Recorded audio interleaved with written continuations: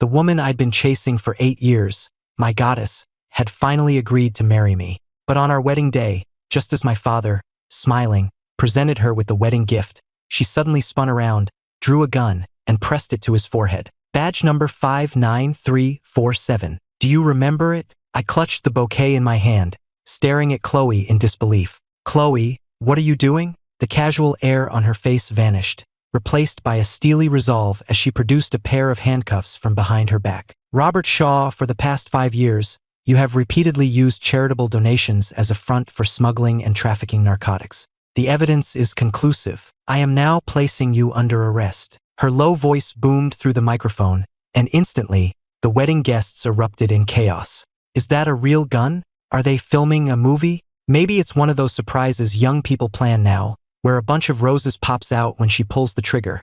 I instinctively glanced at my father, only to see a complex expression in his eyes, his face utterly drained of color. Clinging to a final shred of hope, I reached for her hand. Chloe, stop it. Don't play this kind of joke at our wedding. I don't like it. Chloe sidestepped my touch, her expression cold and distant. I personally investigated the evidence of his crimes. There are no mistakes. How is that possible? My voice cracked, the smile wiped clean from my face. My dad despises drugs. Over the years, he's donated tens of millions to families torn apart by addiction. Her sharp eyes scanned the room as she tapped her earpiece. Primary suspect is in custody. No other suspects identified at this time. Just then, a gunshot silenced all the noise. I instinctively threw myself toward Chloe, and a searing pain shot through my shoulder blade.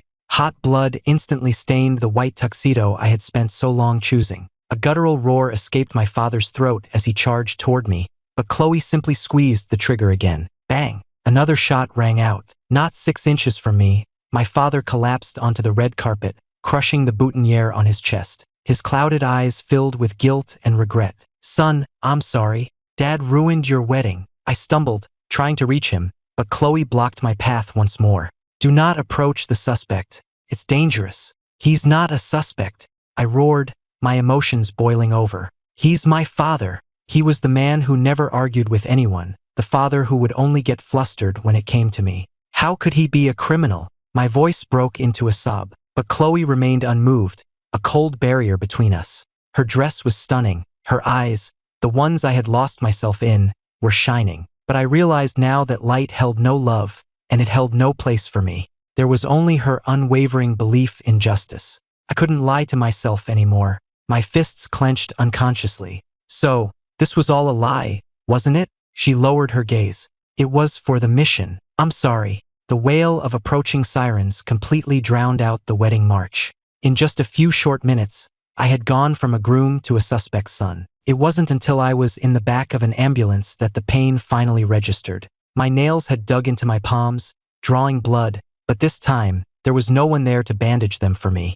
Hey kid, what's there to be afraid of? Dad's right here. Chicago General Hospital. 2 detectives opened the door to take my statement. Afternoon of May 24th, 2002. Do you remember where your father was? My pupils contracted at the mention of that date. That was the day my mother killed herself. My father didn't get back from his trip until late that night. He had a cut on his temple when he got back. I asked him about it. He said he was just in a rush. 2 hours later, the interview was over, and the detectives turned to leave. I frowned, unable to let it go. Chloe, will she come see me? No, one of them said, glancing back at me. The mission is over. That word, mission, felt like a knife in my heart. That's right, I was just her mission. I dropped my gaze, hiding the bitter self-mockery in my eyes. I understand, I said quietly. The detective sensed my distress and sighed. Look, I probably shouldn't be telling you this, but Chloe said you had a right to know. If it wasn't for this undercover assignment, she'd be married by now. I was stunned for a long moment before his words sank in. So Chloe already had someone she wanted to marry. No wonder she'd always been so distant for the past 3 years, no matter how hard I tried. My throat felt tight, like I'd swallowed a fishbone. I struggled to keep my voice steady. Can I see a picture of him? I just wanted to know what kind of man could capture Chloe's heart. Sorry, Mr. Shaw. As the family member of a suspect, we can't provide that for security reasons.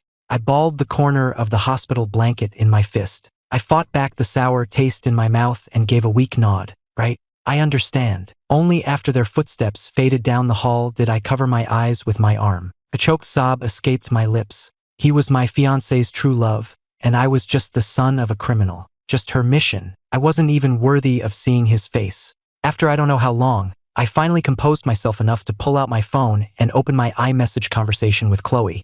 Our last exchange was frozen at 8:50 a.m. I had written, "Chloe, I can't wait. I want to marry you right now." She had never replied. Looking back, she probably never had any intention of marrying me. My finger twitched, and I accidentally hit the call button. "What is it?" I hadn't expected her to pick up. I was momentarily flustered. "Chloe, I wanted to ask about my dad." Her voice, even colder through the phone, replied, "It's an active investigation. No comment. And one more thing." She paused, her tone hardening. "Ethan, don't contact me again." My heart sank. Before I could say another word, she hung up. No hesitation at all. I stared at the phone for a long time before my trembling fingers typed out another message. "I know the rules. I won't bother you.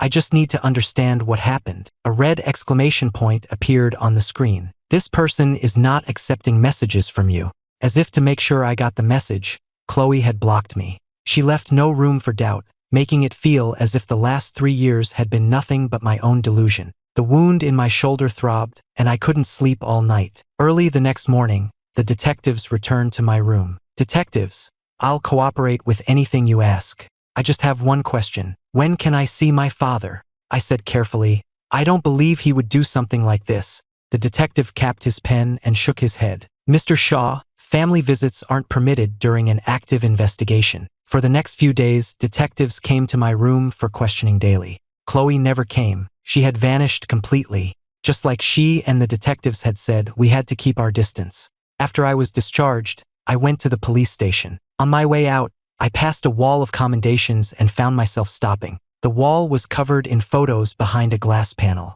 I scanned them one by one, but I couldn't find hers.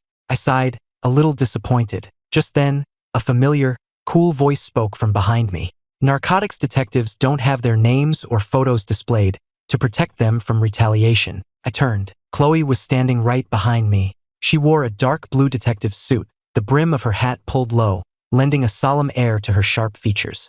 Our eyes met for a second before she coolly looked away. "Once the case goes to the prosecutor, you can have a lawyer visit your father on your behalf." She paused, then added coldly, "In the meantime, if you discover any evidence relevant to the case, you can report it to us." With that, she started to walk away.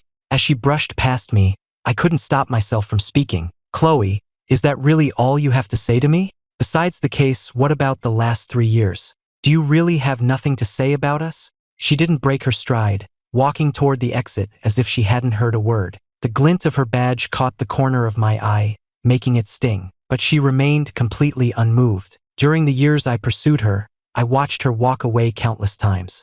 I'd get up at 6 every morning just to jog behind her. I'd go to great lengths to arrange a chance encounter, only for her to brush me off. I asked everyone I could think of about her interests, just to find something to talk about. I tried everything, but she always looked at me with that same indifferent gaze. Until the day I was walking her home and a car sped right for her. I pushed her out of the way and was thrown 10 feet, landing covered in blood with 3 broken ribs. When I woke up from the anesthesia, she was sitting beside me, her lips pressed into a tight line. "Are you an idiot? You see a car coming and you don't move? Why would you push me? Do you have a death wish?" She scolded me, her face stern, her pale hands still stained with my blood. Every bone in my body ached, but I couldn't stop grinning like an idiot, because for the first time, I saw emotion for me in Chloe's indifferent eyes. "Chloe, does this mean you like me a little?" Chloe stared at me in disbelief. "Ethan, is that really all you have to say right now?" Hiss. I winced as I moved, the pain making me gasp, but I stubbornly finished.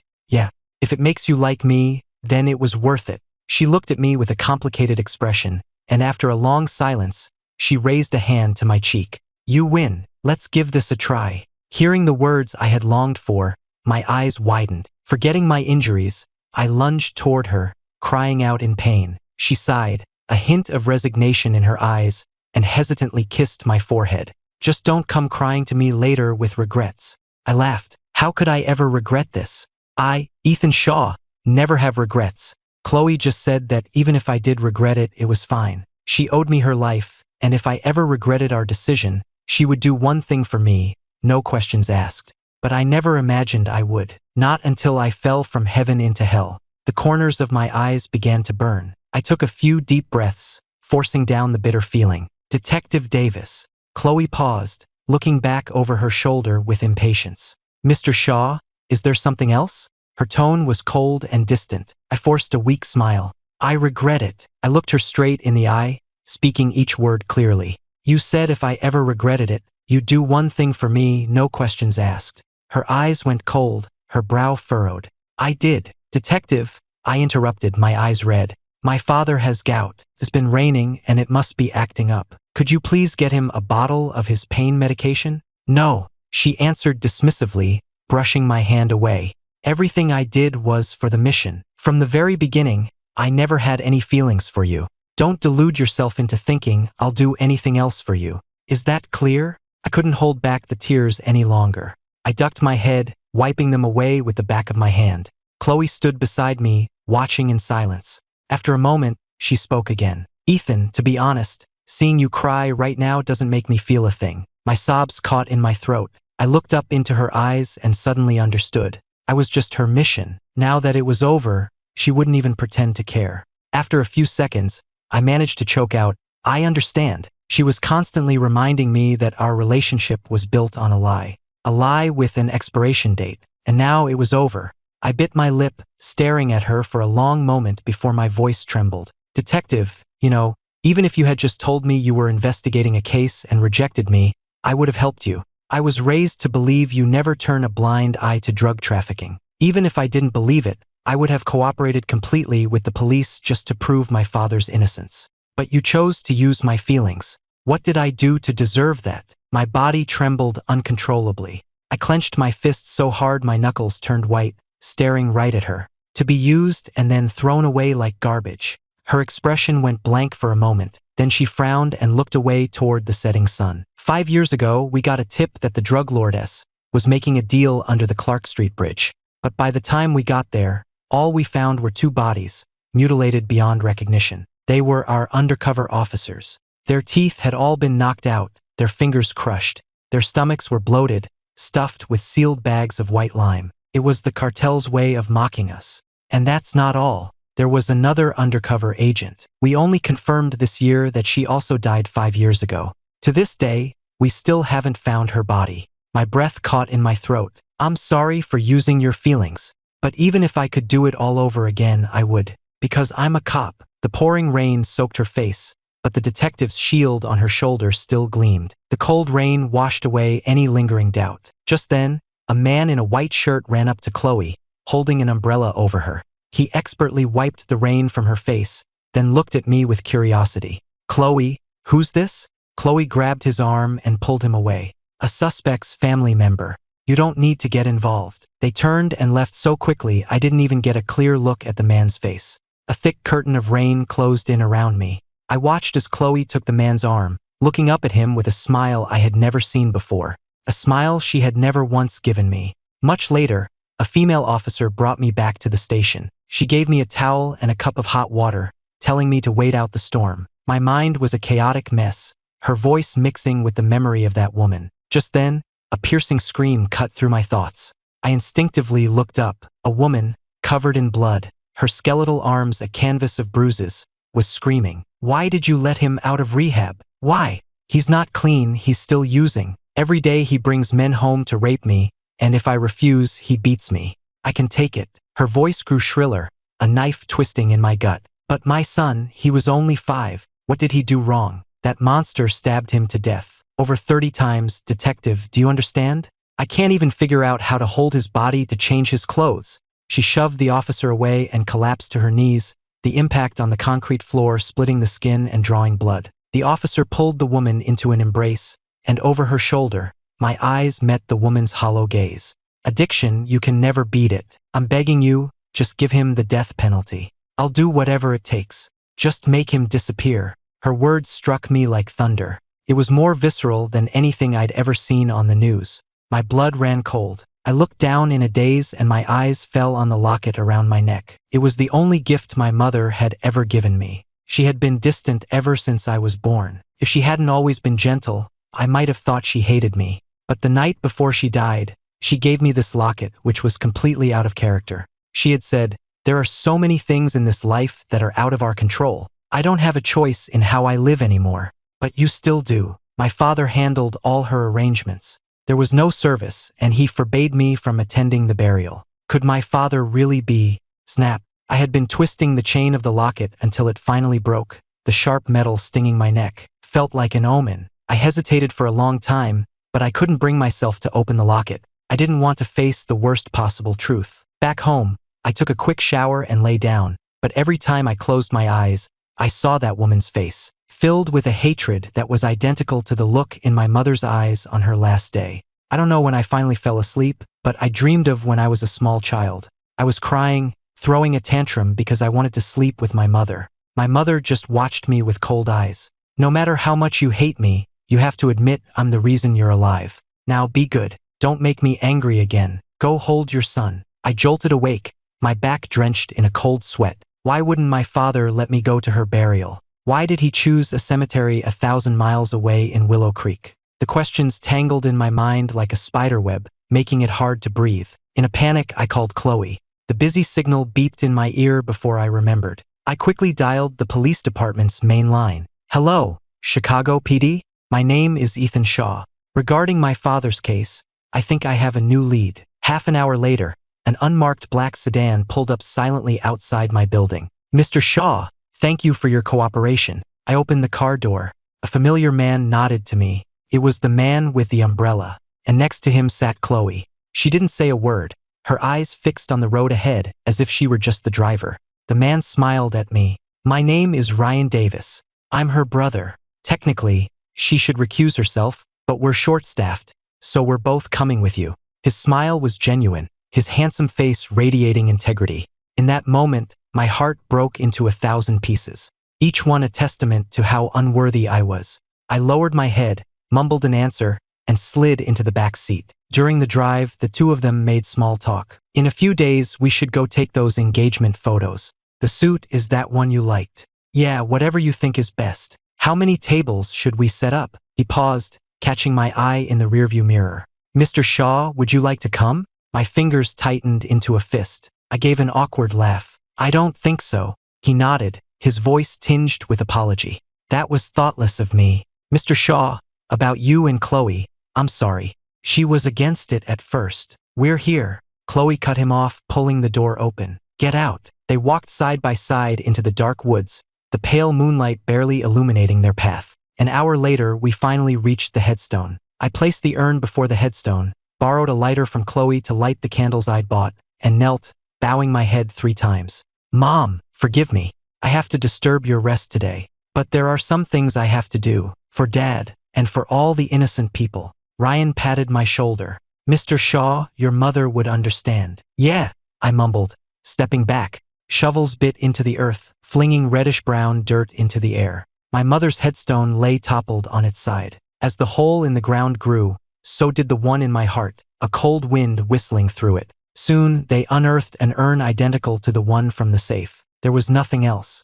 Ryan looked at me, hesitating. "Mr. Shaw." I looked up at him. "I'll open it." He shook his head. "We can do it. She's your mother, after all." "No," I said, my voice firm. "I need to know if my father is guilty or innocent." He didn't argue, just sighed and stepped aside. The cold ceramic of the urn felt searing hot in my hands. I gritted my teeth and pulled off the lid. Inside, there were no ashes. I swayed, nearly falling into the open grave. Chloe caught my arm. She looked down at the rolls of cash inside the urn, silent. But I understood. I pursed my lips, clinging to one last, desperate hope. "It's just money. That doesn't prove anything, right?" Chloe reached in, took out a roll of bills, and shone her phone's flashlight on one of them. Back then, the dealers in Chicago paid in cash.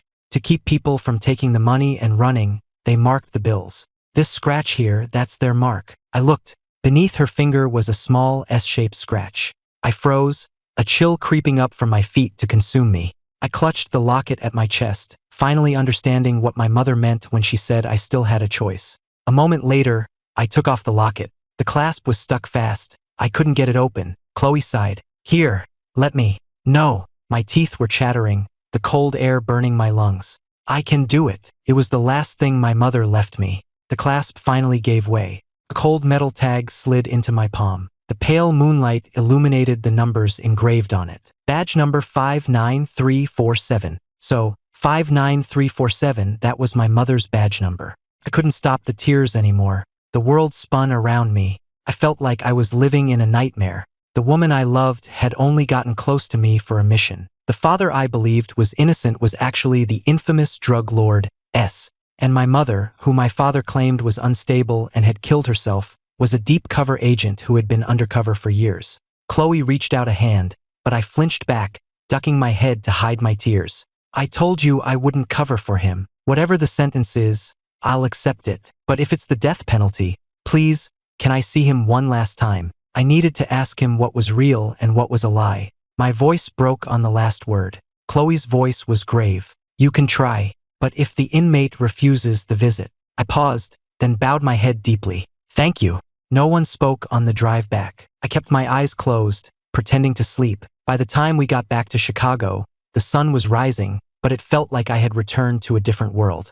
I dragged myself into my apartment building. Suddenly, a large hand clamped over my mouth. A sharp, cold point pressed into my back. Don't move if you want to live. He forced me up the stairs and into my apartment. He flicked on the lights, tied my hands and feet, then crept to the window to look down at the street. Suddenly, there was a knock at the door. His eyes went cold as he pressed the knife to my throat again, nodding for me to answer. Who is it? I managed, gritting my teeth as sweat beaded on my forehead. It's me, Chloe's voice came from the other side. You left something in the car. The man frowned, whispering in my ear, Don't open it. I nodded, trying to sound casual. Just leave it by the door. I don't want to see you. She didn't answer. My heart pounded in my chest. Don't go. I pleaded silently. Don't go. But after a short silence, all I heard was, okay, and the sound of her footsteps fading down the hall. The man let out a low chuckle before a sharp blow to my neck sent me into darkness.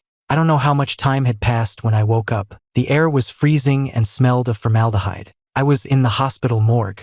The man was wearing a doctor's coat. Good thing I moved fast, he said coldly. Your father was about to sell me out, but it's fine now. He killed himself. What? My eyes widened. No, you're lying. He's in custody. He's safe. There are always ways. Just like I'm about to kill you right under the cops' noses. You! I paused, then began to struggle, screaming, Help! He watched me with amusement, tilting his head. The soundproofing in here is excellent. But, he added with a cruel, vicious smile, you should be happy. With your father dead, you get to live. With that, he shoved a rag in my mouth and dragged me out of the room. The hallways were empty. He didn't stop until we were outside a patient's room. 2 uniformed officers stood guard outside. He walked toward them. Crash! A loud explosion erupted from the floor below. The officers immediately drew their weapons and ran for the stairs, and I was dragged into the room. He pulled a syringe from his pocket, shaking it with a smile. 10 milligrams of pink skull. Consider it my contribution to your funeral. The blue liquid inside glowed ominously. I began to struggle again, but he kicked me away. The taste of blood filled my mouth. I screamed through the gag, my eyes wide with terror. No, no, he paid me no mind, reaching down to pull back the blanket, only to freeze. Underneath, there was only a dummy. Before I could even feel relief, he grabbed me and used me as a shield just as the door burst open. Chloe stood in the doorway, gun raised, her eyes as cold as ice. Drop your weapon, you're surrounded. The needle pressed against my carotid artery, the sharp, cold point making my heart pound. Let me go, or I'll inject him. He won't last a minute. My eyes, filled with a desperate plea, met Chloe's. I didn't want to die. Not like this. Chloe didn't flinch, her aim steady. I'll say it one more time. Drop the weapon. A sharp pain lanced through my chest. Maybe this was my penance for being a drug lord's son, to die by the very poison he sold. If I don't walk out of here, neither does he. The needle broke the skin on my neck, drawing a bead of blood. My face went pale. Just then, Chloe lowered her gun. He's S's son. His life isn't worth much. Why not take me instead? The man laughed. You think I'm an idiot? With all those guns pointed at me? I'm not letting him go. A flicker of anxiety crossed Chloe's face. She raised her hand, giving a signal. The officers behind her exchanged uncertain glances. Captain Davis. That's an order. The officers shot the man a hateful glare before slowly backing out of the room. Chloe closed the door behind them and raised her hands. Satisfied now? The man glanced at me. Chloe's voice was low and steady. I'm the youngest narcotics captain in Chicago. I'm a much more valuable hostage than he is. This is your only chance. Fine, we'll trade, the man finally said, his eyes glinting with malice. But first, you shoot yourself in each leg. You do that and he's yours. Don't, I yelled. The needle scraped across my neck, and I cried out in pain. Fine, Chloe agreed instantly, her gaze hardening. As long as you don't hurt him, I'll do it. She picked up the gun from the floor and, without blinking, shot herself twice in the legs. The deafening gunshots echoed in the small room, making my head spin. The dark fabric of her suit turned black as it soaked up the blood. She looked at me, her voice hoarse.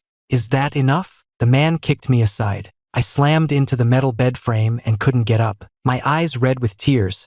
I watched him walk toward Chloe and screamed her name. Chloe!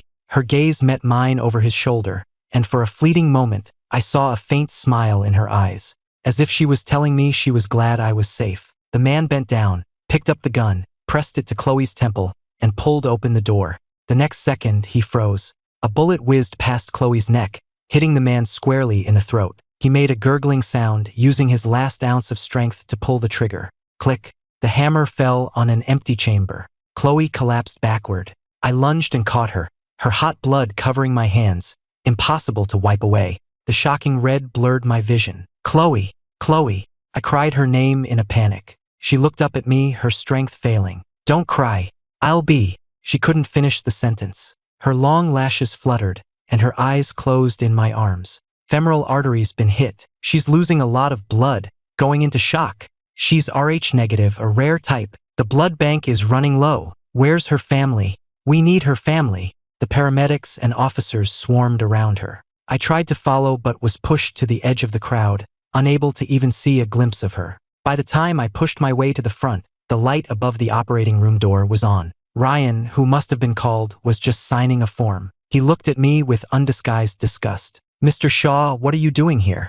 This is a police matter. His words were a dagger to my heart. I dug my nails into my palm. Chloe was hurt saving me, I mumbled. I'm waiting here until she's out. Ryan's reply was sharp. I'm her brother.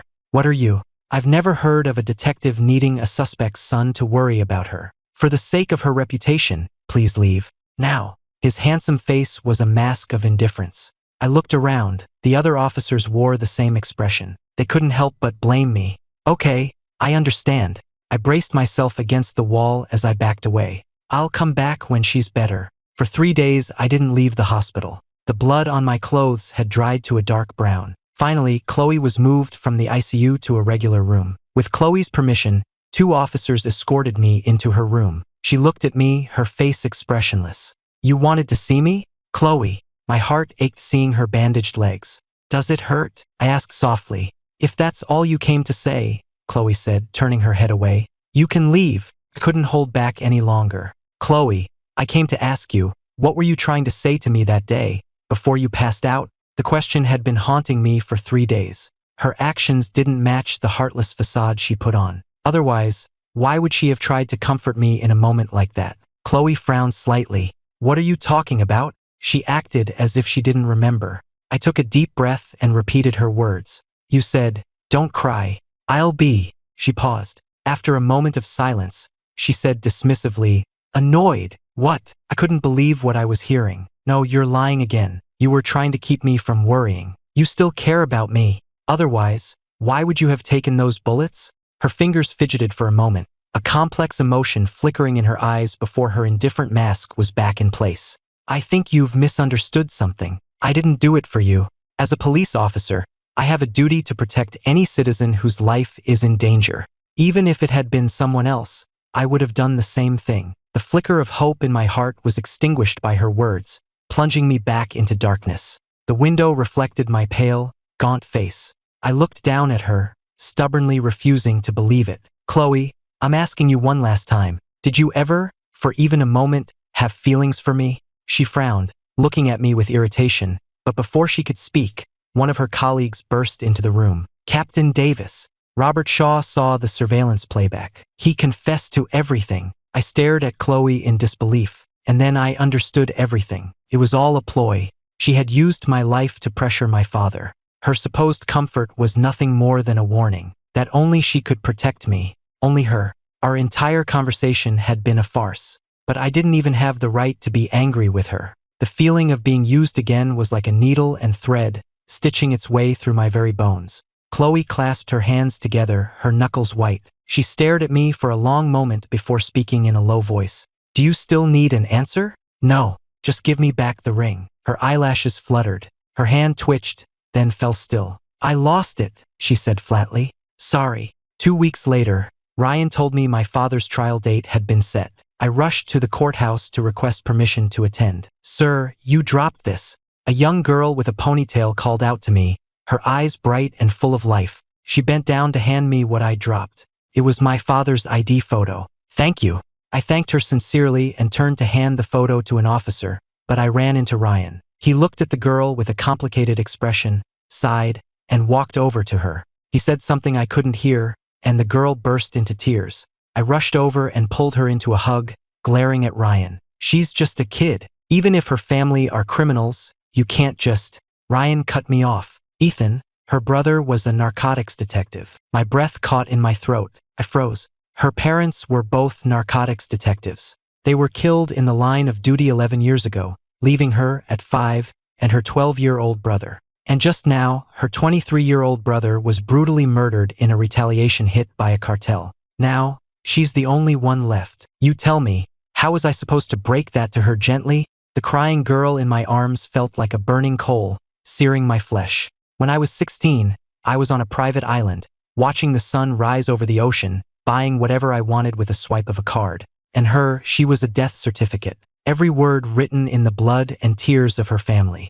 I thought I understood the dangers of drugs. Now I realized how naive I'd been. The reality was far more brutal than anything on the news. In a daze, I thought of my mother. A few of the older officers who knew my mother told me she came from a family of cops, that she had even reactivated her grandfather's badge number. She had cracked a dozen major drug cases. The case against Robert Shaw was supposed to be her last undercover assignment. She said she was going to transfer to a desk job and marry her childhood sweetheart. But instead, she was held captive, forced to give birth to me, and had to watch her fellow officers be murdered, unable to call for help. My heart sank into darkness.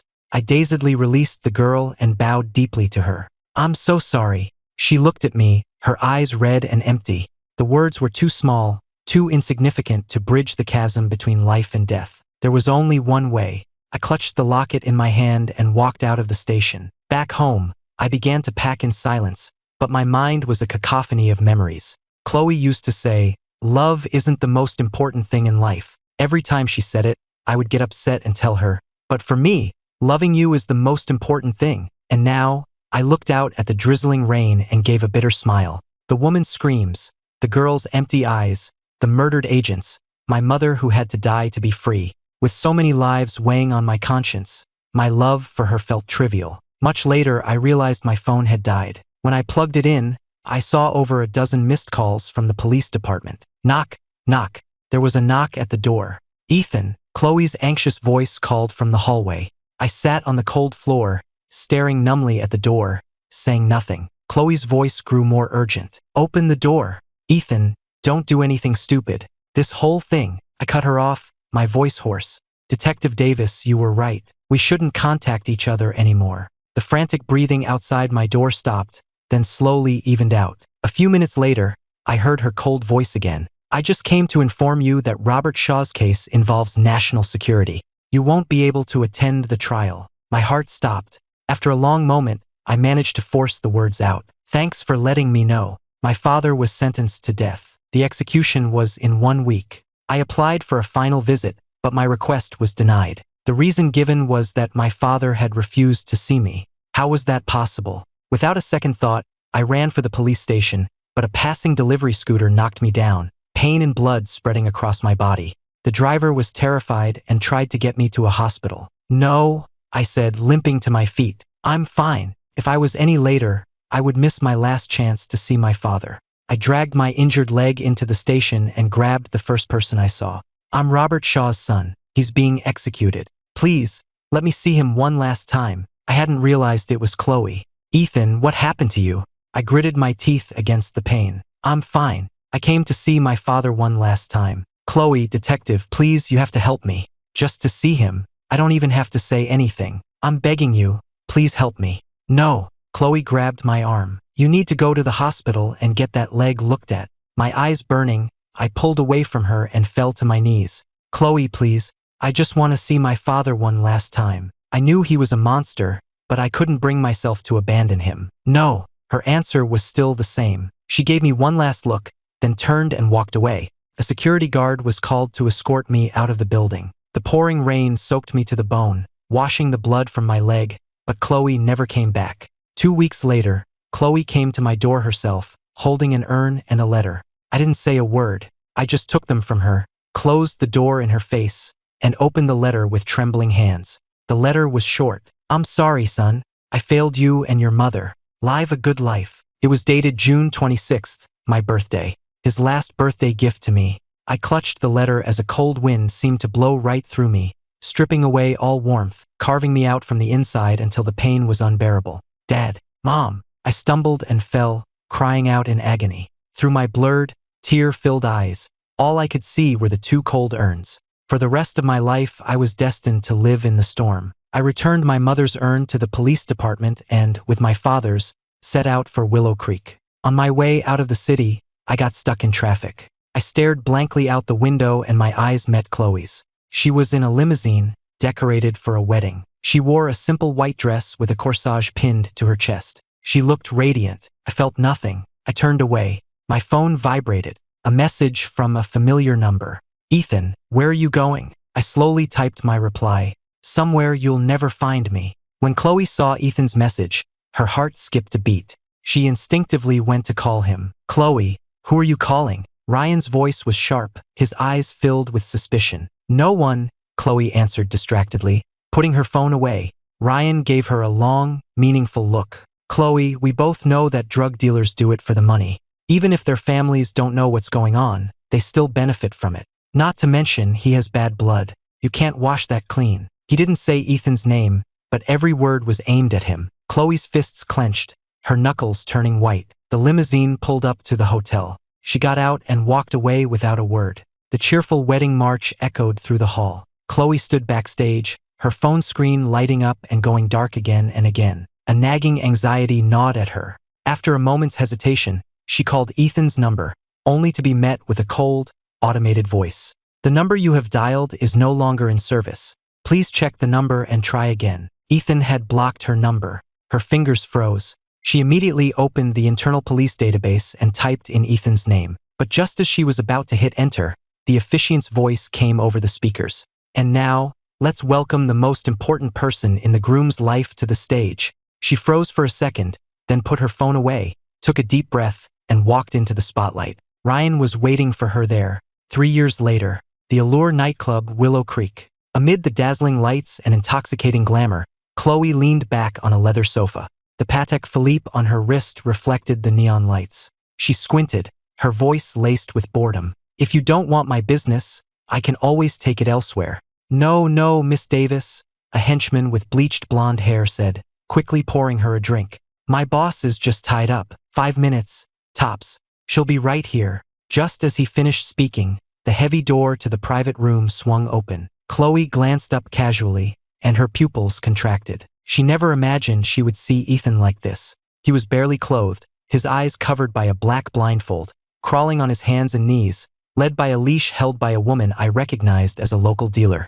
Miss Davis, so sorry to keep you waiting. I brought you a little something to make it up to you. Ethan, a fawning smile on his face, crawled to Chloe's feet. A pleasure, Miss Davis. Chloe snapped back to reality. She coolly averted her gaze and tapped her empty glass on the table. You know how to make an entrance, but this won't be enough to satisfy me. Boss Miller said you had some pink skull. That's the only reason I'm here. If you're going to give me the runaround like you did on the phone, I'm leaving. Pink skull? The woman, the madam, repeated, a strange look on her face. Her almond eyes darted suspiciously between Chloe and Ethan. Boss Miller told you I had that? The next second, Ethan collapsed against Chloe's legs, his face pale and drawn, his eyes unfocused and dull. His cold hand rested on her waist as he pleaded, his voice thick. Mississippi. He looked exactly like an addict going through withdrawal. Chloe's eye twitched. In just 3 years, Ethan had fallen this far. Not only working as an escort for a drug dealer,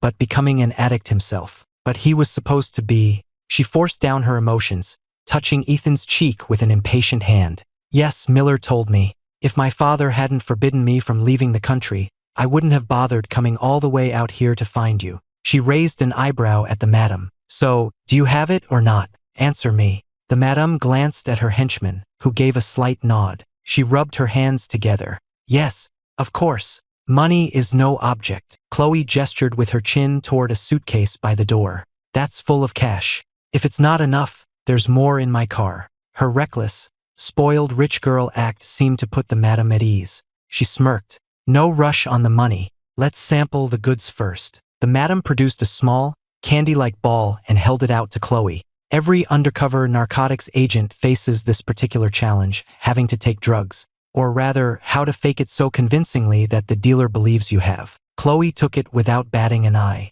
The madam continued. This is a new and improved version. One of these, and even Arnold Schwarzenegger would be on his knees. Miss Davis, give it a try. See how it compares to what you're used to. Chloe's hand paused in midair. Then, her cold eyes curved into a smile. All right, her lips parted. She brought the small ball to her mouth, her eyelashes lowering. In that instant, the faces of all the agents who had come before her flashed through her mind. She closed her eyes, and when she opened them again, her gaze was resolute. Just then, a haggard face loomed in front of hers. Nose to nose, forehead to forehead. Ethan leaned in and took the ball from her lips with his own, his long fingers wrapping around the back of her neck. The moment his cold lips brushed against hers, Chloe's heart skipped a beat. His tongue traced the line of her lips. Seeing this, the madam slowly sat back down. Soon, Ethan's skin began to flush. He writhed against Chloe, his already minimal clothing slipping even further. A small red mole on his lower back caught Chloe's eye. Chloe's expression hardened. She pulled Ethan into a tight embrace, the veins in her neck standing out. Why had he become this? Did he even remember who she was? Who he was?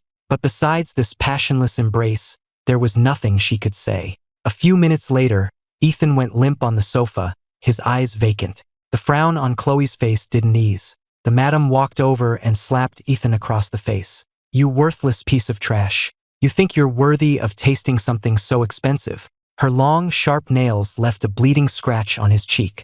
Chloe's fingers interlaced, her thumb rubbing over her knuckles. She watched them in silence.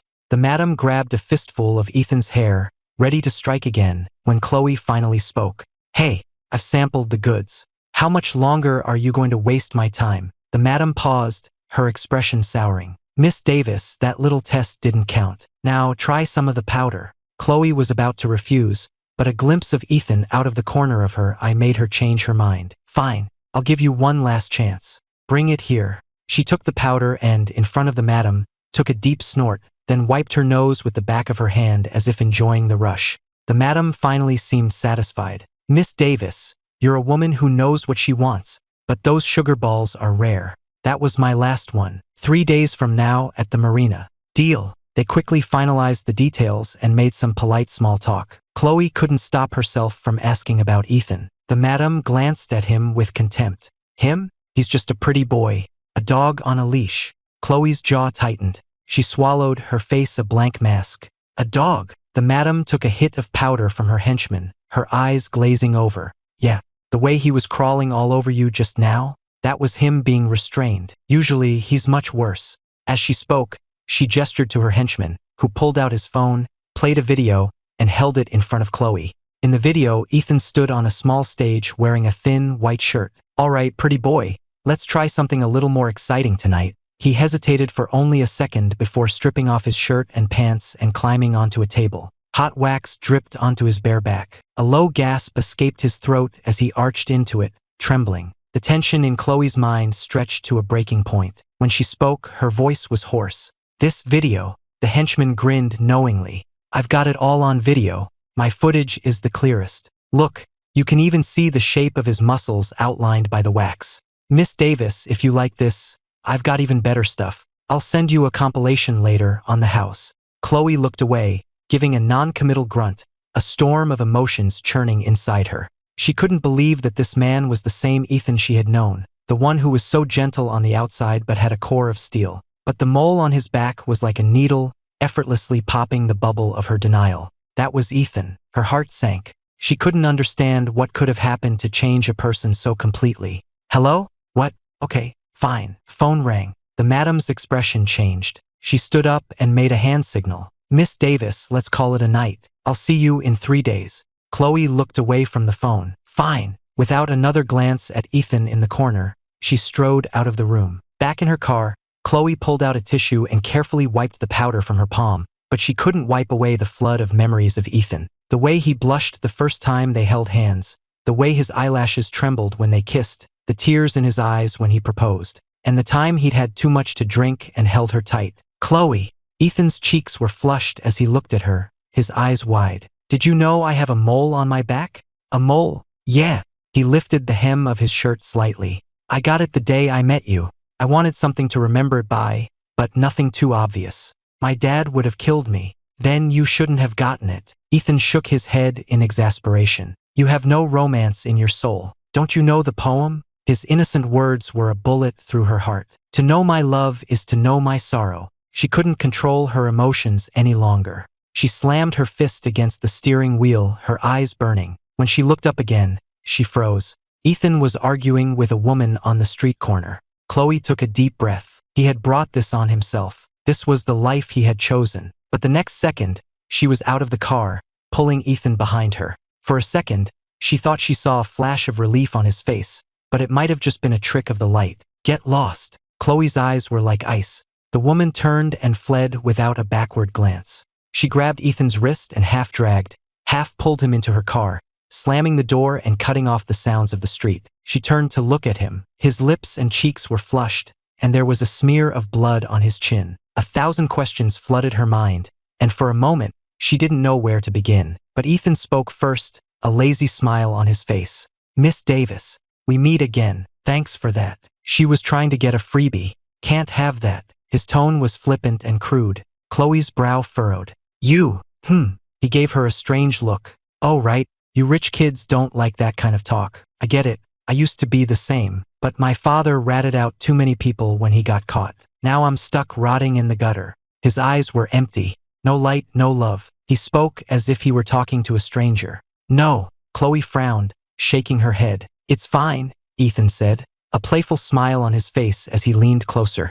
Miss Davis, whatever you like, I can be. Chloe asked, confused. What? Hey, don't play dumb. You've been staring at me all night. I must look a lot like your ex. Huh. His warm breath ghosted across her neck, and her fingers curled into a fist. You like this face that much? Buy me a bag of powder, and I'm all yours. Out of her sight, the wound in his palm, clenched into a fist, split open again. Thick, red blood dripped from his hand like tears. It's not that you look like him, Chloe said, turning her head slightly. She watched him out of the corner of her eye. It's that your name, and even the mole on your back, are exactly the same. Ethan's head snapped up. Their eyes met. He swallowed hard. In that moment, he remembered a long time ago, flirting with Chloe, emboldened by alcohol. To know my love is to know my sorrow. But with you, even the sorrow is sweet. He had kissed her cheek. Good night, Chloe. A dull ache spread through his chest, and the color drained from his face. Ethan, Chloe's voice was urgent. Are you in pain? I'm taking you to the hospital. He snapped out of it, shaking his head with a desolate smile. Miss Davis, I really don't want to go back to rehab. You've been to rehab? Chloe's eyes widened. The words slipped out before she could stop them. Ethan nodded, a slight smile on his face, and held up 3 fingers. 3 times. The first time I got my head split open. Forgot a lot of things after that. A jolt went through Chloe. She stared at him in disbelief, but no matter how she studied his face, she couldn't find any sign that he was lying. But I guess if you can forget something, it probably wasn't that important, right? Ethan's voice was light, but Chloe's heart was heavy as lead. She hesitated, then decided to press him. You really don't remember me? Ethan forced a sycophantic smile. Miss Davis, with a face and a bank account like yours, even a cracked skull couldn't make me forget you. Chloe's chest rose and fell rapidly. She knew she wasn't going to get a straight answer out of him. She rubbed her temples. How long have you been with this madam? 10 days, Ethan said casually. 10 days ago, I heard she was still in Miami with the big boss, getting the shipment ready. She pressed on. So the sugar balls are from Miami? I've only ever heard of Pink Skull. I don't know, but I hear the sugar balls are just as strong as Pink Skull. Ethan rubbed his nose. The phone in his pocket began to ring. He answered it. Where are you? Get to 701, now. It was the madam. He lowered his eyes and mumbled a reply before hanging up and reaching for the door handle. Miss Davis, since you're not in the mood today, I'll be going. 59347. The sudden string of numbers from Chloe's lips made Ethan freeze, halfway out of his seat. After a brief pause, he turned back, a perfectly calibrated look of confusion on his face. 59,347? Miss Davis, is that your license plate number? Then, a brilliant smile spread across his face. I'll remember that. No. Chloe's expression shifted, but she didn't elaborate. Instead, she got out and opened the car door for him. She reached out and straightened his collar. Go on. For a moment, Ethan's face was blank. He stood, stunned, and watched her get back in the car and drive away. He didn't move until the taillights of her Maybach had disappeared around the corner. Then he raised a hand to the back of his neck. A bug, the size of a fingernail, was pinched between his fingers. He gave a self-deprecating smirk and flicked it into a nearby trash can. After all these years, Chloe hadn't changed a bit. All her sweet nothings were just another way to use him. Pity. Chloe returned to her temporary safe house. She walked quickly into the study, opened her laptop, entered a long password, cleared her throat, and began her report. 15 minutes later, the report was finished. Her phone screen lit up. A message from the intelligence division, the one handling her informant. Source of the sugar balls confirmed. Is the madam's supplier. Codename K.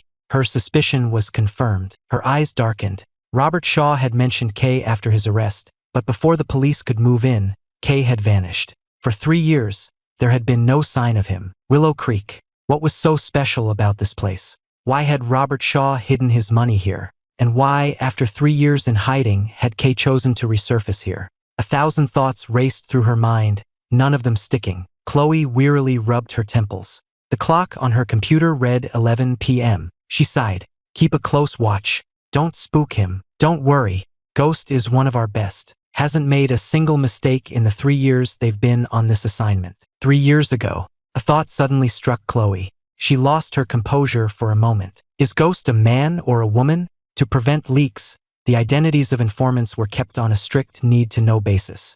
No one, not even their direct handler, could investigate them without explicit authorization from a superior. This was why so many informants died with the reputation of being criminals. The agent from intelligence hesitated. Chloe had been sent down from Chicago, which made her the equivalent of a federal marshal. Finally, he made a decision. A woman, Captain. Did you run into some trouble on your operation today? Chloe stood frozen for a moment before answering, her voice hoarse. No, just confirming. Then she quickly hung up. The blue light of the screen reflected in her eyes, cold and deep as the ocean. She sat, unmoving, for a long time before finally stirring. She typed a name, letter by letter, into the search bar of the police database. Ethan Shaw. A few seconds later, Ethan's entire history for the past 3 years filled her screen. Chloe slowly scrolled down the page, pausing when she saw the name of a rehab facility. Ethan hadn't been lying. He really had been to rehab 3 times.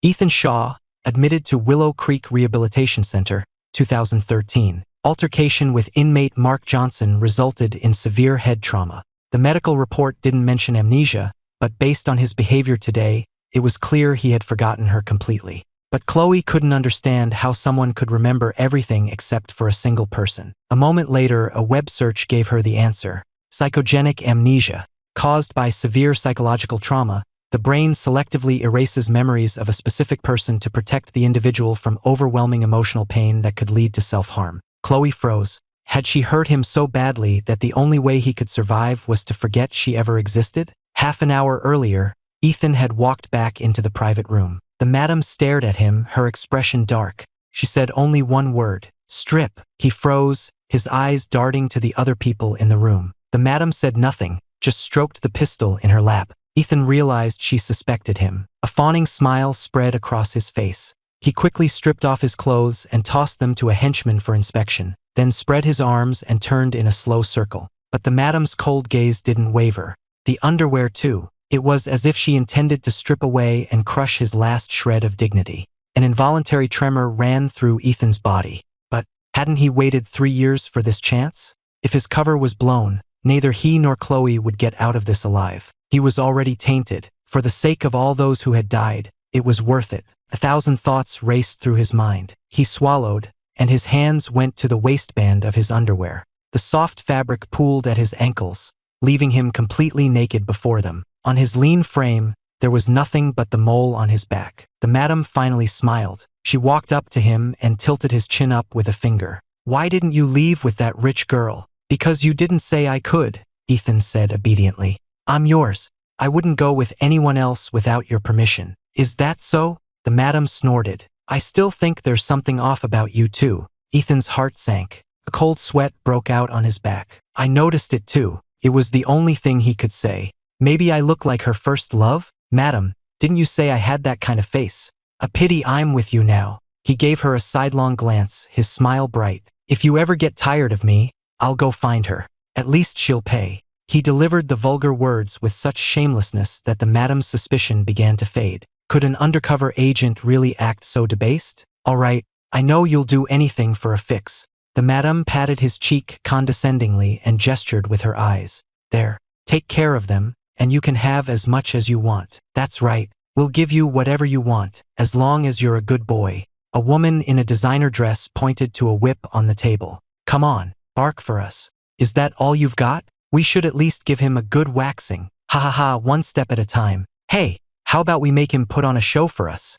They openly discussed how to humiliate him, their lewd gazes raking over his body. It was like they were scraping away his dignity with an iron comb, taking skin and bone with it. But his expression remained placid, almost obedient. Like a dog that didn't understand human speech, he did whatever they told him. As the night wore on, he was covered in sticky alcohol. Finally, Ethan couldn't hold it in any longer and threw up. He groggily looked up at the writhing bodies around him. Felt like hell on earth. The madam squatted in front of him, roughly wiping his face with a napkin. Suddenly, she asked, "Who is Chloe Davis to you?" The alcohol haze vanished instantly. His fingers dug into the floorboards. He looked up at the madam with a dazed smile. "I know her. Of course I do. Tell me what your relationship is," the madam hissed, her eyes slithering over his face like a snake. He smiled, resting his cheek in her palm. "You're Chloe. Madam, you have a beautiful name. I'll remember it." He looked like he had drunk himself into a stupor. "Ha ha ha." The madam gave a signal, and a bodyguard hauled him to his feet. "I can't tell you my real name, but it sounds a lot richer than Chloe." Ethan didn't speak, just smiled, a smile that didn't reach his eyes. The next morning, the harsh sunlight banished the darkness. His eyelashes fluttered. He had finally escaped the long night of torture. Barefoot, Ethan shuffled painfully into the bathroom. The mirror reflected his battered image, a mess of purple and blue bruises. There was hardly an inch of unmarred skin. He stumbled to the toilet and retched. Yellow bile and red blood. He heaved until his body was completely spent. The cold tile floor chilled him to the bone. He thought numbly, it would be better to just die. The next second, he snapped out of it. No, he didn't have the right to die like this. What about all the people who had died because of his father? How could they rest in peace? The emptiness in his eyes was replaced by a steely resolve. Ethan turned on the shower and stepped under the scalding water, scrubbing his skin until it was raw. He wrapped a towel around his waist, picked up his phone, and sent a message to a secure number. The moment he put his phone down, the door was kicked open. The blonde henchman slammed him down onto the bed. "Damn it, after watching you all night, I thought I had you all wrong. But you really are a cop's dog after all. What are you talking about?" Ethan froze, then began to struggle, looking up at the madam. "How could I be working for the cops?" The madam gave a humorless smile and said one word. "Password. 90626. He answered obediently. "And you say you're not working with the cops?" The blonde man slapped him across the face, his eyes cold. "Your password is the date of International Drug Awareness Day." Ethan's cheek swelled instantly. The corner of his eye was red as he stammered out an explanation. "June 26th is my birthday. I don't know anything about some Drug Awareness Day." The madam said nothing, her fingers flying across the phone's keyboard, opening and closing various social media apps. Finally, she pointed to the message Ethan had just sent. "What does this message mean?" The screen showed a single sentence. Poker tonight? Ethan bit his lip and explained, his voice pleading. It means poker. Madam, you gave me some money last night. I just wanted to go out and have some fun. Is that not allowed? The madam sneered and said to the blond man, give him a shot of sodium amytal. Let's see if he can still lie then. Ethan had seen what sodium amytal did to people. It turned them into babbling idiots who would give up their own bank passwords. His muscles seized, but he was powerless to resist. He watched as the needle slid into his vein, a cold liquid spreading through his arm. What does the message mean? Ethan's mind was foggy. He tried to focus, but he couldn't. He dug his fingers into the wound in his palm. Poker? Really? With the rich girl from last night? Tell me the truth. What's your relationship with her? Ethan's eyes glazed over as he spoke, his words slow and slurred. Wanna be her boy toy. Get money for powder. Tisk. The madam frowned and gestured to her henchman. The dose isn't strong enough. Give him more. The henchman quickly prepared another syringe and plunged it into Ethan's arm. A buzzing filled his head. He couldn't think. Cold sweat poured down his face, and his eyes rolled back in his head. As his body convulsed, he bit down hard on his tongue. The sharp pain brought a moment of clarity. Tell me, what is your relationship with Chloe Davis? Blood trickled from the corner of Ethan's mouth as he gave a cynical laugh. Being with a rich, beautiful woman would be a lot better than being with you. He looked like a man completely infatuated. But the madam didn't believe a word of it. She drew a dagger from her belt and pressed it to his throat. What is your relationship with Chloe Davis? She repeated the question, searching his face for any sign of deception, but he just laughed crazily and tried to embrace her. The sharp point of the dagger pierced his collarbone. He let out a low groan and collapsed to the floor. His head lolled to the side, as if all the strength had been drained from his body. The madam didn't see the flicker of relief in his eyes. She decided to bluff. I already know that Chloe is a cop, and you must be her informant. Admit it if you want to live. Ethan stared at the floor, mumbling as if in a dream. I was wrong, madam. He looked up, his eyes meeting hers. I shouldn't have gone behind your back. If she's a cop, you should kill her. I'll hand you the knife. His expression was calm, almost cruel. The henchman glanced nervously at Ethan. Madam, should I give him more? If he dies, it could be a problem. The madam stared at Ethan, gritting her teeth. After a moment, she nodded. Do it. If he dies, we'll chop him up in the kitchen and feed him to the strays. The henchman steeled himself and raised the needle, but a pale hand shot out and grabbed his wrist. Stop! He looked back, startled. It was a stranger, a woman wearing gold-rimmed glasses who looked like a well-educated, wealthy young woman. Kay! The madam's arrogant demeanor vanished. She quickly wiped her hands. I wasn't expecting you so soon. Ethan's heart began to pound. He had never imagined that the infamous drug lord Kay was a woman. Kay gave the madam a cold look and chided her, her voice soft but firm. Making such a scene in broad daylight? TSK, this boy is trouble. I think he and the woman from yesterday were sent by the cops, the madam stammered. Kay knelt in front of Ethan, her sharp gaze piercing through the lenses of her glasses and into his very soul. It was like an X-ray, laying all his secrets bare. She suddenly gave a neurotic little laugh, brushing his messy hair from his face. No one can withstand that much sodium amytal. You're useless. Get out. The madam's face twitched, but after a moment, she sullenly led her henchmen out of the room. Only Kay and Ethan remained in the room. Ethan lay collapsed on the floor, the world spinning around him. Kay watched him for a moment, then ordered her bodyguard to carry him to the bed. She made a call, telling her private doctor to come immediately with an antidote. Robert Shaw was such an idiot, hiding you from me all these years. Her tone was playful as she toyed with his earlobe. He and my father even talked about arranging a marriage for us. If I had met you sooner, you wouldn't have had to suffer so much. Ethan's body twitched intermittently. He felt as if every nerve was snapping, one by one. He couldn't move. Kay didn't seem to care whether he responded, occasionally pinching his arm. Ethan felt like her plaything. You're mine now. She hurt you. I'll make sure you get your justice. But, last night, I saw you get into a woman's car. Do you know her? He stiffened. The movement pulled at the wound in his collarbone, and the sharp pain cleared his head. He gritted his teeth against the pain, his expression dazed. I know her. I need money. She has money. Kay let out a low laugh, a sound that was both sweet and venomous. She gently touched the hilt of the dagger still embedded in his collarbone. It's all right. I don't care. When this is all over, I'll take you to Miami. Your father left you a final gift. A gift? Ethan's brow twitched. He was about to press for more information when a loud argument from downstairs interrupted him. It was Chloe's voice. "Stop it!" Chloe's voice, tight with anger, echoed through the nearly empty club. Ryan sneered. "What's the matter? The man who was all over you yesterday is too scared to face me today." The madam said it was all a misunderstanding, but her eyes were cold. Ryan gave her a cold look and tossed a black credit card onto the table. He sneered. "I know how this works. It's all about the money. If he can sell himself to my sister, he can sell himself to me, right? Name your price.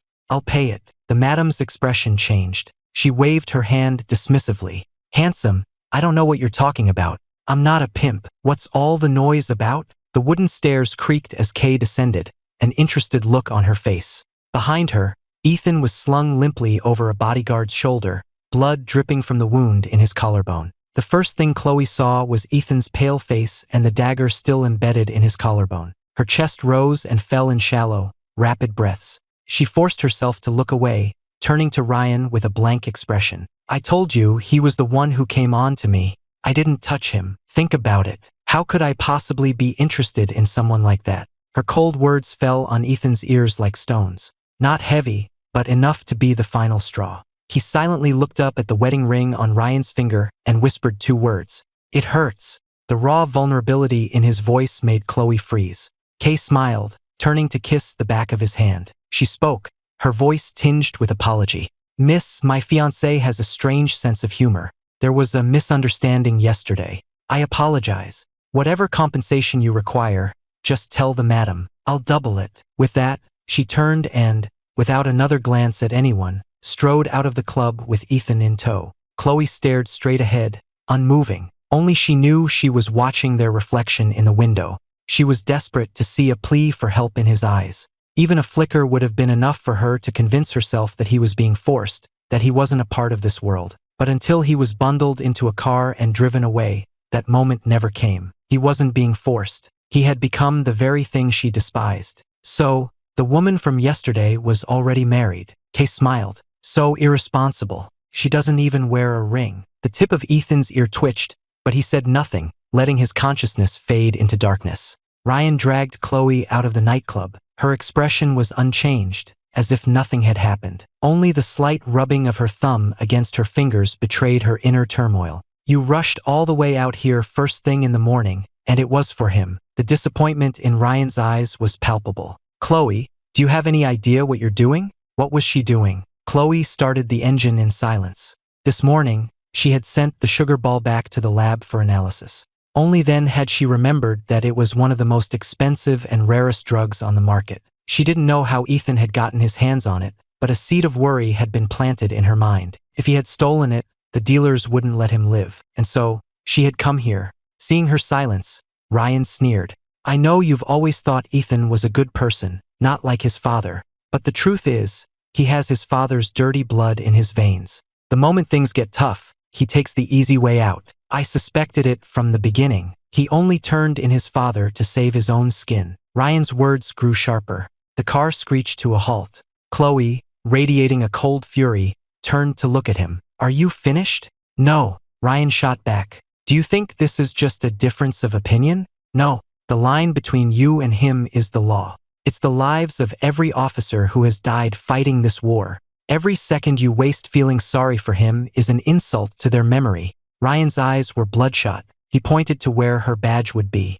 "Chloe, don't forget you're a narcotics detective. Anyone else can feel sorry for an addict, but you can't." Chloe was silent for a long time. Finally, under his intense gaze, she spoke, her voice hoarse. "I know." Her left hand, hidden from his view, was clenched so tightly that her nails dug into her palm. "I'm keeping Ethan alive because he's useful, just like 3 years ago. As long as you know." Ryan finally calmed down. He leaned back in his seat, fiddling with the wedding ring on his finger. "I can't help you with this operation. I'm heading back to Chicago tomorrow. You be careful." "Okay." The car started moving again. The scenery outside flew backward, but time could only move forward. If only, a thought began to form in Chloe's mind, but the vibration of her phone cut it short. It was an urgent message from the Intel division. "Kay has arrived in Willow Creek. Copy." She couldn't grasp the fleeting thought, and for the rest of her life, she would never have the chance to regret it. Ryan began to speak. The sample you sent to the lab this morning, the results are back. It's similar to the pink skull that Robert Shaw was trafficking. It's more addictive than anything currently on the street, but he pointed to a line of data on his phone. They probably don't have the complete formula. The lab results show a much higher fatality rate than pink skull. Chloe closed her eyes. She couldn't help but remember Ethan's actions from the night before. He had taken the entire sugar ball himself. She hadn't ingested any of it. The pain was fleeting. When she opened her eyes again, her gaze was resolute. Whether it's sugar balls or pink skull, it ends in Willow Creek. I swear it. Back at the safe house, she opened her laptop and began to coordinate the operation. Intel, I want round-the-clock surveillance. Get me a photo of Kay and find out why she's really in Willow Creek. And pull the archives. I want to review Robert Shaw's confession. She sent out a series of encrypted messages, her expression as cold and unyielding as ice. Just as she was preparing to risk another visit to the Allure nightclub, an urgent message came from Intel. Ghost is dark. We think their cover is blown. She froze. Her contact at Intel had said Ghost was one of their best, that they hadn't made a single mistake in 3 years. The operation hadn't even begun. How could their cover be blown already? Her mind raced, replaying every detail she had overlooked. It stopped on Ethan's eyes. He had seen Ryan's wedding ring. Chloe's eyes went bloodshot. 1,000 voices screamed in her head. The pen in her hand pressed down so hard on the paper that the nib snapped, splattering ink across the page. Ethan didn't have amnesia at all. He had recognized her from the beginning. He hadn't exposed her because he wanted to use her to find the informant in the organization. He was going to get his revenge by killing her informant. The love she had suppressed for 3 years turned to poison, eating away at her from the inside. The taste of rust filled her mouth. How could she be so stupid? A thought flashed through her mind. How could she have been so stupid as to trust the son of a drug lord? She gritted her teeth and changed the plan. Change of plans. We're moving now. Hit the smaller dens first, based on the informant's intel. Don't let anyone get away. Intel, contact our other assets. Organize a rescue operation. Then, Chloe contacted her superior in Chicago and requested a transfer back in 1 month. The order was sent immediately to the Willow Creek Police Department. Meanwhile, Ethan was blindfolded and taken back to Kay's safe house. The dagger was removed from his collarbone, and a doctor administered an antidote. Through it all, Ethan remained silent. Except for the slight rise and fall of his chest, he could have been a corpse. After an unknown amount of time, his eyelashes fluttered, and a muffled sound escaped his lips. Water. Kay, who was on the phone, paused. She hung up, picked up a glass of water, and held it to his lips. Ethan drank greedily from her hand, water spilling down his chin and soaking the bandage on his collarbone. Kay looked down at him. Good? She asked softly. I mixed in a little high-purity heroin. He swallowed, and a wave of cold despair washed over him, leaving him numb. But when he looked up at Kay, his eyes were filled with a manic joy. Really?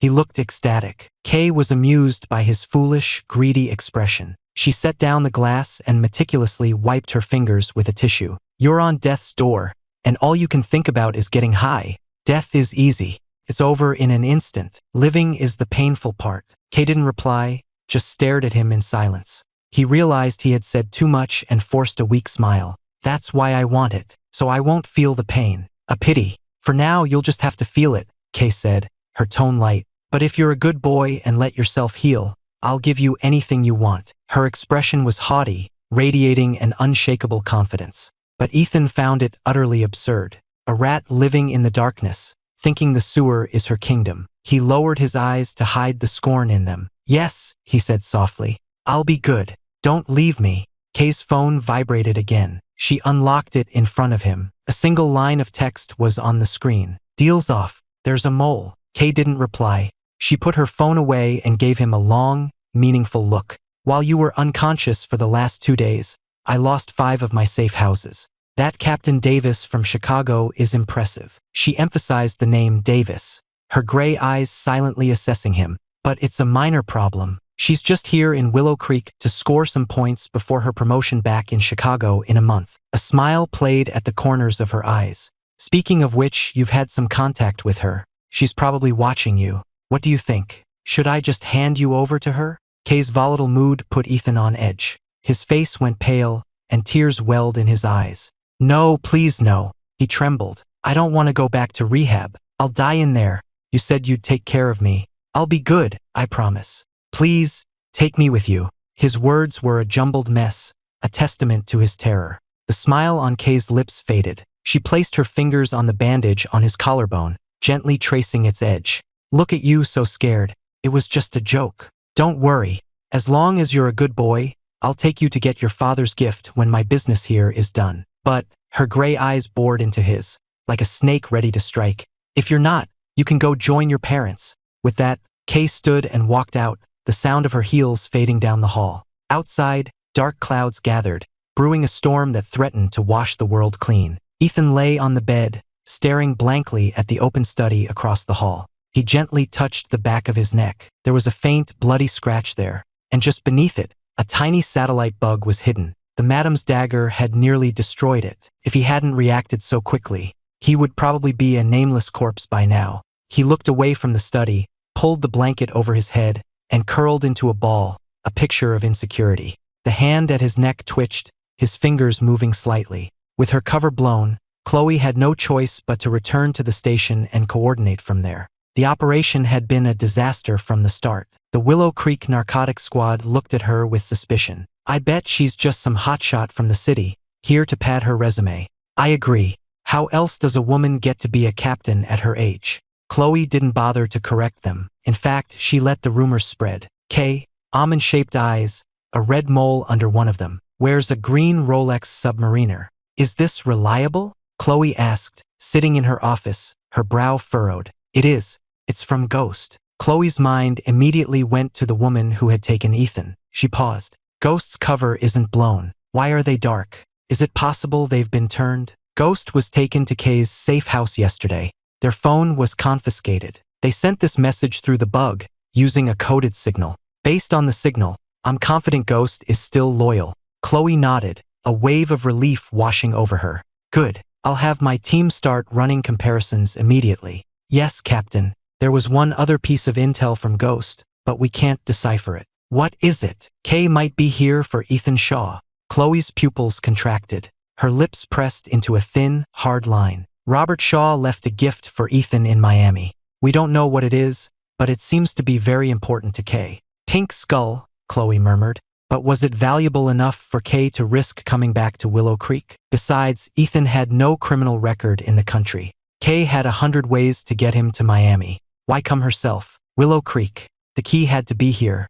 Chloe's eyes cleared. She tapped her fingers on the desk, ordering Intel to start a full-scale investigation while she went to find Captain Miller of the Willow Creek Narcotics Squad to plan their next move. The so-called gift, I think it's just a smokescreen. He's important, but he's not the real reason Kay is back in the country. Chloe pinched the bridge of her nose, her eyes sharp. Her real objective has to be a deal. A deal so big she's the only one she trusts to handle it. Captain Davis, if I may, Miller interrupted. What you're saying makes sense, but Kay is a major player. To get her attention, we're talking about a deal worth billions.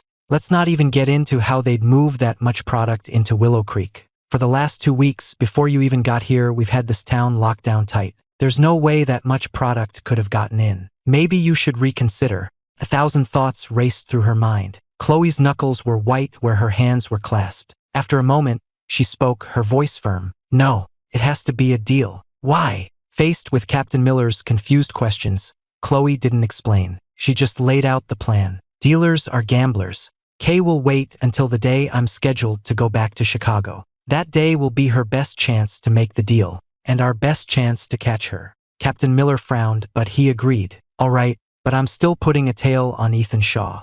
I don't want Kay grabbing him and making a run for it. Chloe didn't object. As she was leaving, she added one last instruction. Find a way to confirm if Ethan Shaw really has amnesia. Him? He's just some dealer's boy toy. From what we can tell, he doesn't even know what his father left him, or he would have taken it and run by now. Why waste resources on him? Chloe hesitated for a moment, then sighed. I'm the one who arrested his father back in Chicago. I need to be sure he won't compromise the operation. She still didn't mention her past with Ethan. Like Ryan had said, it wasn't important. What was important was that she was a narcotics detective. Everything she did had to put the safety of the public first. Back in her car, she got a message from Ryan. It was the engagement photos they had taken. In the photo, Ryan was wearing a sharp tuxedo, looking incredibly handsome. But he wasn't happy with them. "This photographer is terrible. He made me look like I'm 5'7". A hint of warmth entered Chloe's eyes. She tapped out a reply. "Please, your legs alone are 5'7". "You sound just like your wife." So dismissive, the familiar banter pulled her back into a swirl of memories. Back then, Ethan had skipped dinner for a month to get in shape for their engagement photos. He had fainted on her doorstep and still refused to eat a piece of chocolate. "No, just give me some vegetables. You're already thin enough. You don't need to lose any more weight. The camera adds 10 pounds. I can't have you looking gorgeous in our photos while I look like some rich idiot's son." A small smile touched Chloe's lips, but the next second, her eyes went cold. She and Ethan were on opposite sides now. There was no going back. She opened an encrypted album on her phone and began deleting the photos she had tried so hard to forget. Hundreds of photos quickly dwindled to a handful. Finally, her finger hovered over the last one, unable to press delete. After a long moment, she turned off the screen, burying the photo and all her memories of Ethan deep in her heart. Time flew by, and the day of her return to Chicago drew closer. Over the past month, a joint task force led by the Chicago PD and coordinated with the Willow Creek Police Department and surrounding counties had successfully raided dozens of drug dens, seizing nearly a ton of narcotics and arresting over 100 individuals. A press conference to celebrate the victory had already been scheduled, the official statements prepared. It seemed as if the drug trade in Willow Creek had been completely eradicated. But everyone involved in the operation knew the truth. This was just the calm before the storm. The real target, the one hiding in the shadows, the elusive Kay, was still at large. Every day she remained free, the country was at risk from a new, dangerous narcotic. She rubbed her aching shoulders and looked at the message that had just come in from Ghost. Veterans Cemetery. The hill behind it. In almost a month, besides this coded message, Ghost had only sent 2 other communications. One was about Ethan. Robert Shaw had deposited the formula for Pink Skull in a Miami bank. Only Ethan could access it. That explained why Kay was keeping Ethan hidden. The other was the time for Kay's long-planned deal. Just as she had predicted, it was scheduled for 2 a.m. on the night she was supposed to return to Chicago. But she had never imagined Kay would be so audacious as to choose the Veterans Cemetery as the location for the deal. A flash of anger ignited in Captain Miller's eyes.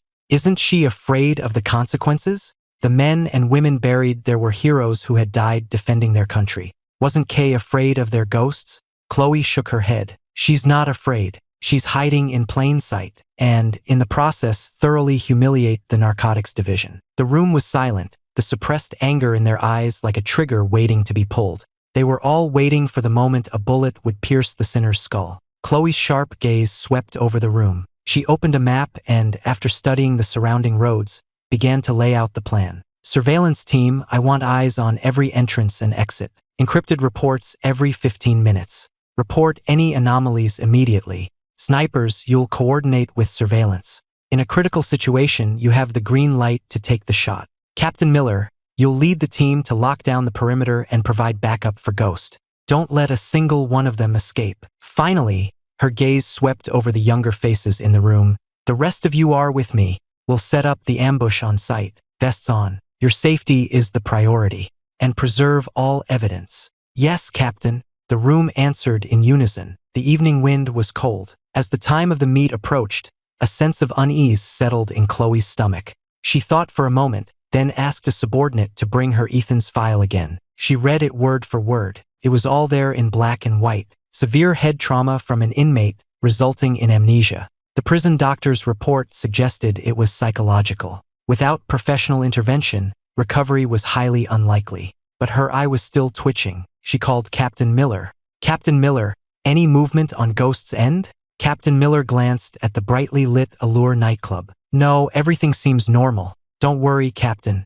I'll give my life before I let another 524 happen." With that, there was nothing more she could say. After all, she couldn't even articulate what felt so wrong. "I'm counting on you, Captain." She hung up the phone and stood, walking out into the cold, fluorescent light that illuminated the faces of her team. Chloe let out a silent breath, then clenched her fist. "Move out." At 8 p.m., Chloe and her team were in position on the hill behind the Veterans Cemetery.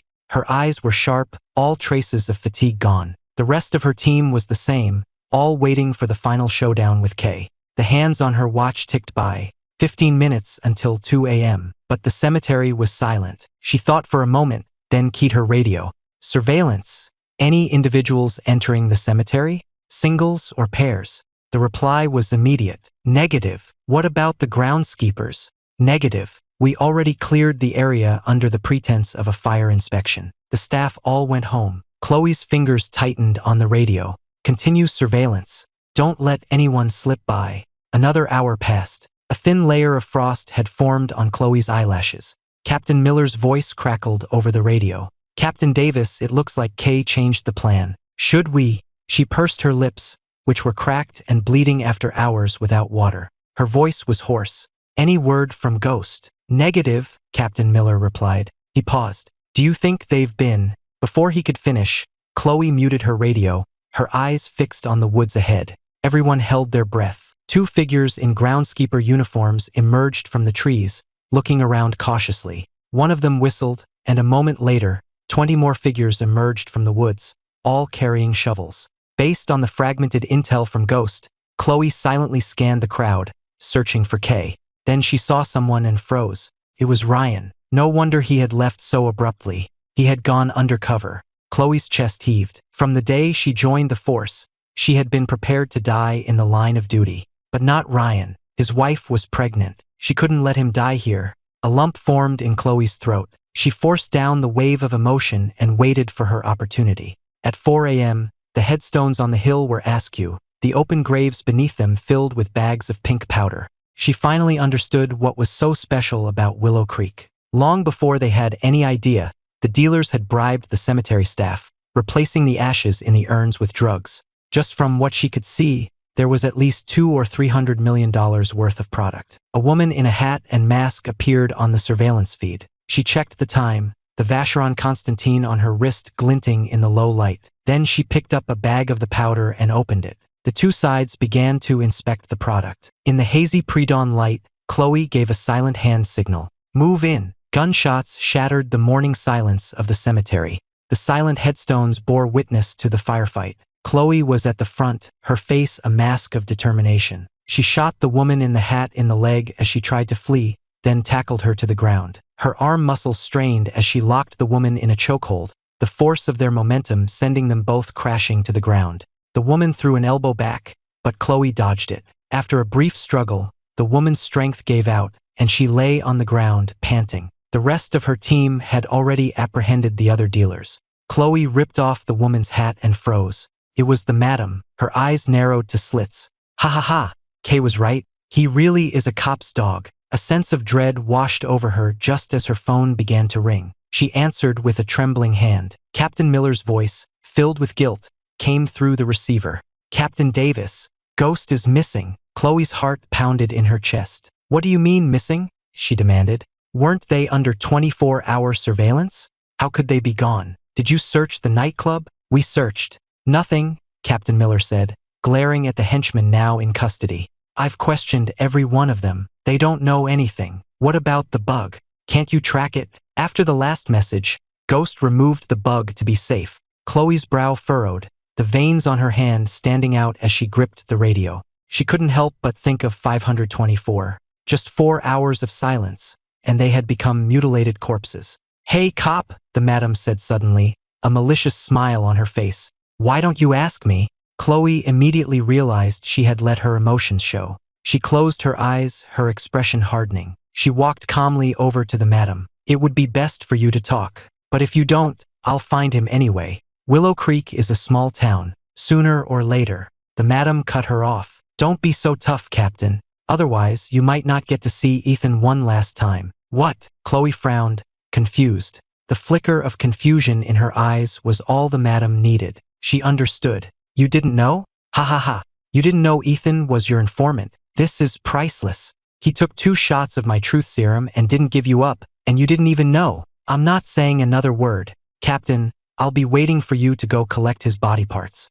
Ha ha ha ha. Her arrogant laughter was a knife twisting in Chloe's gut. How could it be Ethan? Ghost was a woman. 1,000 details she had overlooked flooded her mind. The strange kiss, the sugar ball, the dagger in his collarbone. It was all mocking her. You thought you were so smart. How could you not see he was in over his head? No. Chloe's nails dug into her palm, drawing blood. She called for Ryan. "You're in charge here. Captain Miller will be back soon to assist. I want you to make sure not a single one of these dealers gets away." "That's an order." Ryan nodded, his expression complicated. "Understood." Chloe couldn't wait another second. She ran for the parking lot, barking a short command to Intel into her radio. "Find Ethan Shaw's last known location. Now!" 10 minutes later, she had his last known location and a photo. His eyes were closed, his head held at an angle to deliberately expose the bandage on his neck. On the drive over, she couldn't stop thinking about what they would do to him now that his cover was blown. Drugs, torture, dismemberment. The brutal images of what happened to compromised informants flashed through her mind. Her breathing grew heavy, as if a hand were squeezing her throat. She had always known how she felt about Ethan, but she couldn't cross that line. It would be a betrayal of her fallen comrades. This was the first time she had allowed herself to realize that he was on her side. He didn't just have his father's tainted blood in his veins. He also had his mother's honor, but she had never let herself see it. She had pushed him away with clumsy lies, stubbornly believing it was the only way to keep him safe. But in the end, she had been the one to push him off the cliff. And now he was in mortal danger. Chloe gritted her teeth so hard she tasted blood. Every nerve in her body was on fire. She had to fix this. She could not let him be consumed by the darkness. She floored the accelerator, the engine roaring as she raced toward the location. The world outside her window blurred into a single line. "If you're awake, stop pretending." Ethan woke from a drugged haze to the feeling of his hands and feet being bound. He kept his eyes closed, feigning unconsciousness, hoping to glean more information from Kay, but she had already seen through his ruse. Ethan opened his eyes and silently scanned his surroundings. The light was dim, revealing a room filled with discarded construction materials. An abandoned construction site. A smile played on Kay's lips as she slowly approached him. "Why can't you just be obedient?" Her voice was as soft as a lover's whisper, but her actions were ruthless. A sharp blow to the back of his head sent him crashing to the floor, his head splitting open on the concrete. "I don't understand. What did I do wrong?" he mumbled, a cold dread spreading through him. Had she figured out his plan? Kay snorted. "You're just like your mother. Back then, my father tried to convince Robert to use drugs on her, but he couldn't bring himself to do it." Her fingers dug into his neck, her voice laced with a sigh. "I can't afford to make the same mistake." A gurgling sound escaped Ethan's throat, his eyes bulging. "I didn't betray you." Kay suddenly released him. She opened her hand, revealing the bug he had thrown in the trash. He knew it was over. There was no way to talk his way out of this. Kay wouldn't let him live. Ethan coughed a few times. When he looked up, the fawning, pathetic act was gone. In its place was a resolve that mirrored Chloe's. "Because of you, I've lost hundreds of tons of product." Kay pulled a syringe filled with a clear liquid from her bag. "But it doesn't matter. Once I get you to Miami, I'll get it all back." Ethan's heart sank. He wasn't afraid of death. He had been prepared to be tortured and killed. But this, he could not accept becoming a slave to drugs. Ethan's lips were white. "You're not leaving? Aren't you afraid the police will find you?" Kay slowly pressed the needle against his vein. "If I run now, the police will notice." "Don't worry. No one knows about this place. It's the perfect place to get you hooked."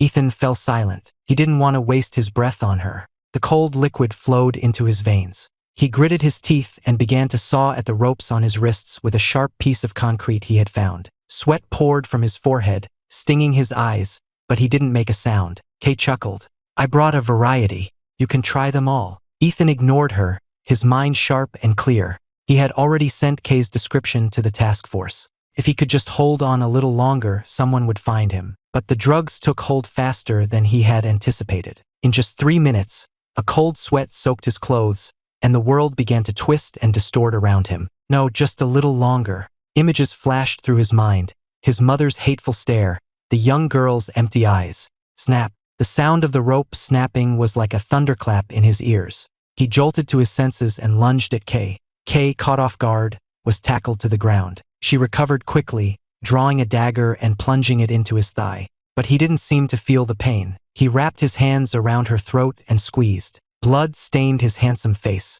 He managed a weak smile. "I won't let you escape." The casual amusement on Kay's face was replaced by a furious rage. She stabbed him again and again with the dagger. Ethan's body grew cold. A flicker of despair entered his eyes. With a final shove, Kay sent him sprawling to the ground, limp and unmoving. I didn't want it to come to this. I met you when we were children. I quite liked you. Kay's face was grim. But you're too disobedient. I can't afford any complications. As she spoke, she placed her foot on his ankle. Then, she bent down and, with a sudden violent motion, plunged the dagger into his ankle and twisted.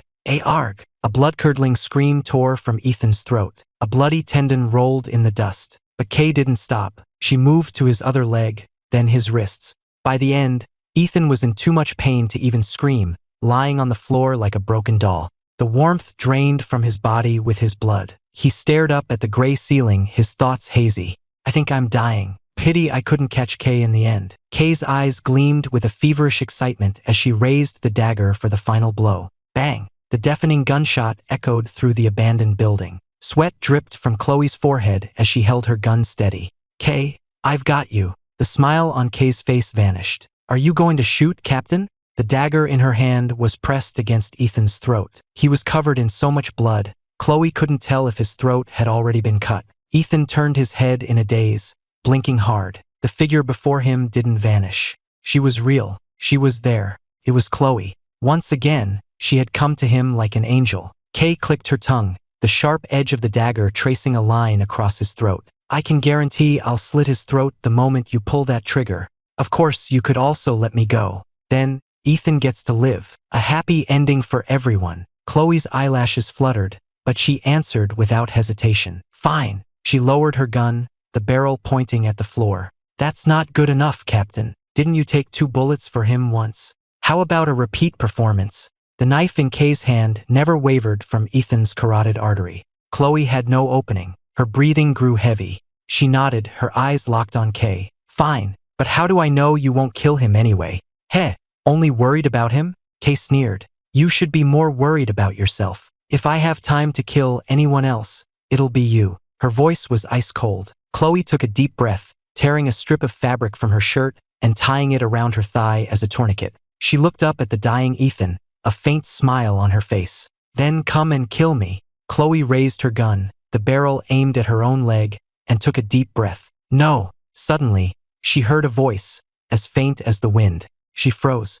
Ethan's face was almost translucent. He managed a weak smile. Live a good life. Do what you have to do. He used the last of his strength to lunge toward Kay's knife. A spray of blood arced through the air. The sudden spray of blood blinded Kay for a crucial second. Damn it! Kay shoved Ethan aside and charged at Chloe, dagger raised. It was her only chance. Bang! The gun fired. Kay fell, just a foot away from Ethan. Chloe stumbled forward, pressing her hands to the wound in Ethan's neck, her eyes filled with a desperate grief. Ethan, hold on. The paramedics are on their way. 6 years ago, you didn't give up. Don't give up now. Back then, when she had saved him from those thugs, she had accidentally broken the clasp on his locket. She had seen the badge number inside. Back then, she never would have imagined that one day she would be begging this man not to die. About rein, Elite. He's my brother. You asked me once if I ever had feelings for you.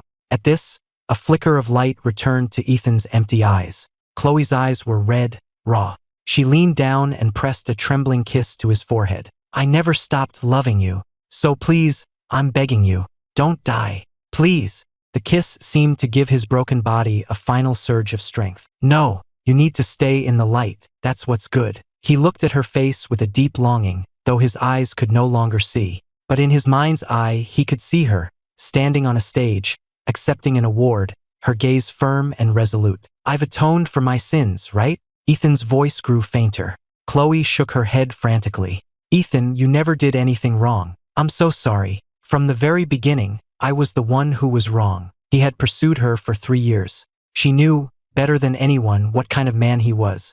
But after everything that had happened, she had stood against him, letting Ryan slander and defame him without a single word of protest. Because it was the only way she could live with herself. The only way she could justify using him. Only now did she realize how terribly, horribly wrong she had been. She had forced the man she loved to wear the shackles of atonement, and now he had paid for it with his life. Chloe's sobs tore through her, but the blood kept flowing, hot and thick between her fingers, like lava consuming everything in its path. Warm rain fell on his face, mingling with the blood to form tears of red. Faces flashed before his eyes, their empty, desperate gazes fading in the wind.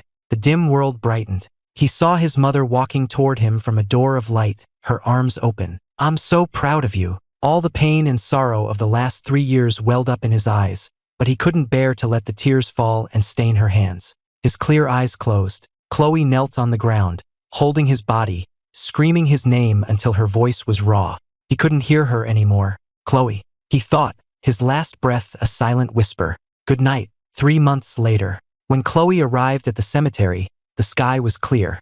A few small yellow flowers bloomed by the headstone, bright and innocent. She took out a cloth and carefully wiped the dust from the stone, speaking in a low voice. "Ryan transferred to a desk job. He asked me to tell you he's sorry. Kay's entire organization has been dismantled. The task force received a unit citation. Your mother's badge number has been officially retired." She told him many things, but nothing about herself. It was as if she had forgotten, or perhaps she thought he wouldn't want to hear it. As the sky began to darken, Chloe picked up the small bag of debris and walked back to her car. A sudden downpour soaked her before she could get inside. The tears she had been holding back finally fell, mingling with the rain on her face. "To know my love is to know my sorrow. A long love, a long memory. A short love, an endless sorrow."